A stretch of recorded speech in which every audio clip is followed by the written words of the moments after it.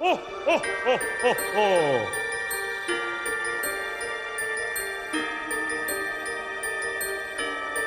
Oh, oh, oh, oh, oh.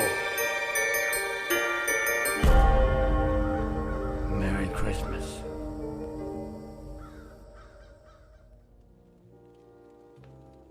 J'en peux plus de mes parents, et c'est pour cette raison que j'ai déjà fait plusieurs fugues, malgré mon âge.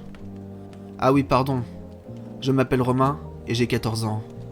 Ça paraît étonnant de fuguer à cet âge-là, hein?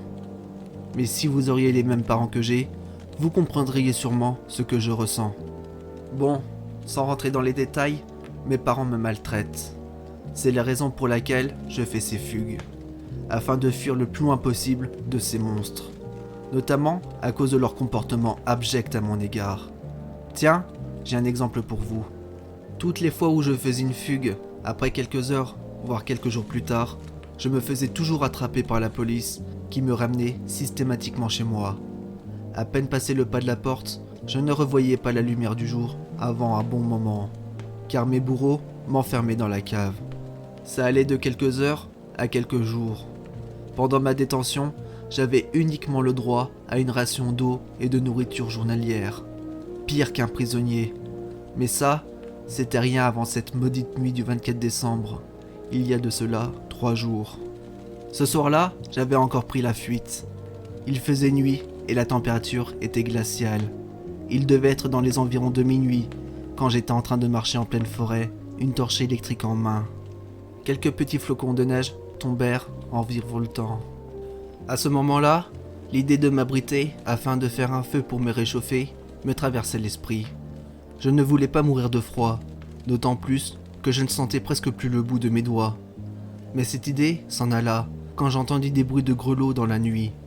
Apparemment, je n'étais pas seul dans cette forêt.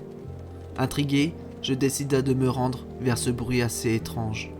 La fatigue, le froid et la bonne couche de neige rendaient mes déplacements de plus en plus durs. Mais après une dizaine de mètres, le bruit avait disparu. Mais je vis des traces de pas sur la neige.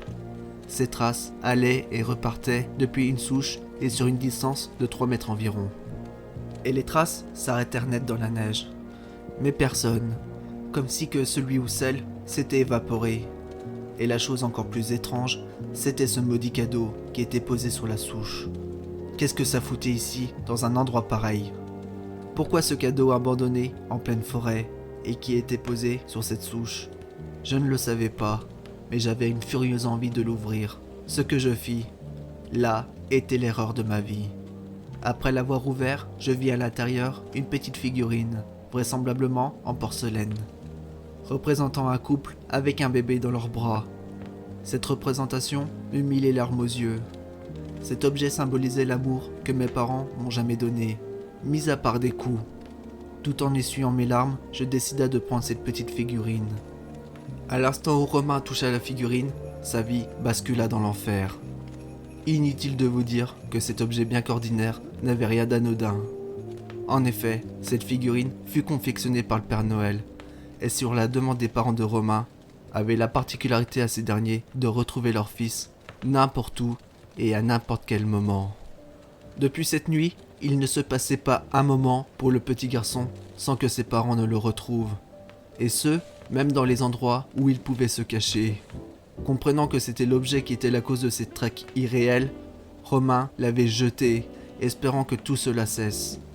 Mais rien à faire. Ses parents qui autrefois le maltraitaient s'étaient maintenant retrouvés à le tourmenter en permanence. Les parents de Romain n'étaient plus des bourreaux sadiques, mais désormais c'étaient des tourmenteurs, faisant la vie de Romain un enfer perpétuel.